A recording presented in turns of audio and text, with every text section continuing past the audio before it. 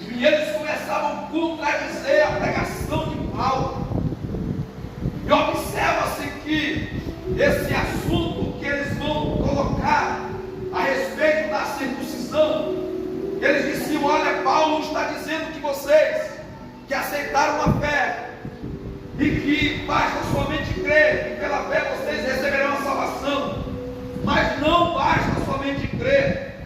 Além de crer, vocês também precisam passar pela circuncisão, porque se vocês não se circuncidarem, vocês não receberão a salvação em Cristo Jesus. E eles começavam então a disseminar este ensinamento. Mas nós vamos observar que este assunto já havia sido tratado, este assunto já havia sido previamente resolvido no primeiro concílio que houve, no capítulo 15 do livro de Atos dos Apóstolos, quando Paulo se reúne com a igreja de Jerusalém, com os obreiros, com aqueles homens que estavam responsáveis pela obra do Senhor.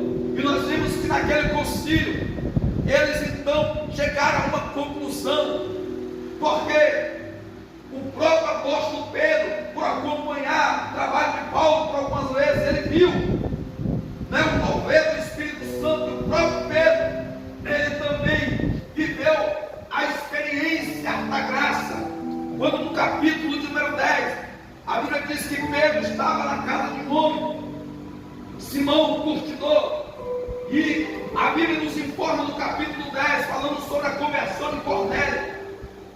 Quando Pedro, esperando a hora do almoço, ele sobe para a laje daquela casa, e ali a Bíblia diz que Pedro teve uma visão, onde Deus mostrou um lençol que descia do céu, de alguns animais que eram considerados impuros para os judeus. E a Bíblia diz que Pedro ouve uma voz dizendo assim: levanta, mata e come. Aí Pedro vai questionar a voz que falava com ele. Pedro questiona, e Pedro diz assim: como é que pode? Eu não posso colocar coisa impura na minha boca, porque eu sou judeu. Aí a mesma voz fala com Pedro assim: Pedro, como é que você pode chamar impuro aquilo que eu purifiquei? Levanta, aleluia. Aí de repente Pedro recebe a visita